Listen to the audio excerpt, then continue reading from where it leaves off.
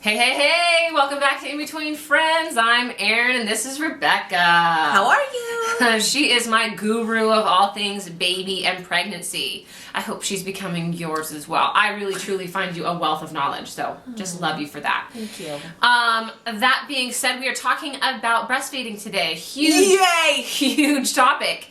We're going to try and boil down 5 minutes. I went and saw my girlfriend at the hospital the other day. We were talking about that and her lovely baby. And she let me sit in, actually, which I was totally shocked by, but enthralled by, totally focused on, breastfeeding. And I couldn't pull my eyes away and was made to realize that my girlfriend was spending 110% of her energy, effort, and focus to get this one child, this 1 6-pound baby girl, to feed, to latch on, to continue to latch on, and to continue to feed. Right. And it ended up not working. It ended up, they both kind of got frustrated by it. It probably was a 10-minute ordeal, and then they just decided to come back to it later. I so badly want this to work for me, and I want to be able to breastfeed. I believe it's the best option for them, but I just am a little petrified as to whether it really can work. I mean, it just looks scary, daunting. And you got to see her at that initial vulnerable stage. Yeah. Of I've just delivered. Yeah. Now I'm starting. I mean, first of all, kudos to that friend, because I would have never. She's fabulous. Never have done that in front of anyone. The first couple of days, it just doesn't happen naturally. I mean, of course, they're like, they want to hook them up to your boob right away. Probably within an hour to an hour and a half of delivering, they want them, smelling you and cuddling with you and back, trying to feed. Yeah. And that's for them as well as for you. It's kind of triggering your body to start that milk production.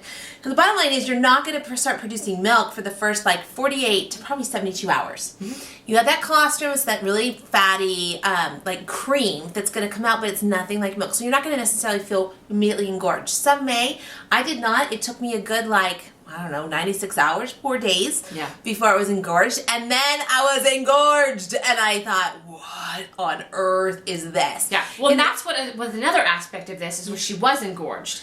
And so not only is it not working, but it needs to work soon, because my poor friend is in pain too. The little girl is not getting her food, and my friend's oh my gosh, we need to release this. And then the more the baby sucks, the more your milk drops. But being engorged makes it very difficult for a baby to latch on. Yeah. Period. Yeah. Because there's not a lot of squish room. It's rock hard, and you can't necessarily really latch on.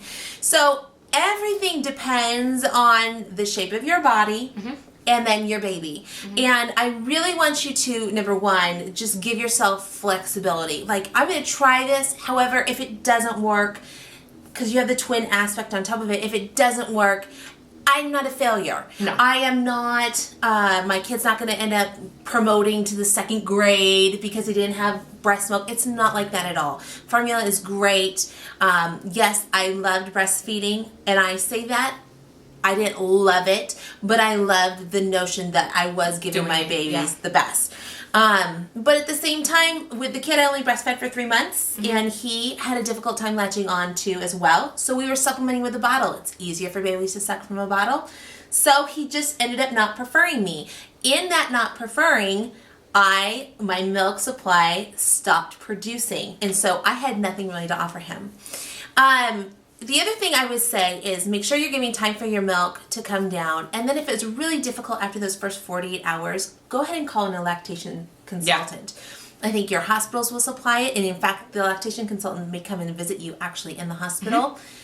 And then you may also call through your doctor's office and get a referral. There's Mothers Guilds in most cities that will provide a list of that, and I know that specifically where I live as well, there is a lactation company. Yeah. So you might want to consider making those appointments prior, or getting to know somebody who you can call on the fly to get there. Yeah. And just know that dehydration is not hooked into how many times they're feeding, but actually how many wet diapers they are having. Mm-hmm. So I always thought that was a really confused, he's not drinking. Well, he's still peeing, so he still has fluid in his body. Okay. Well, that's great for me.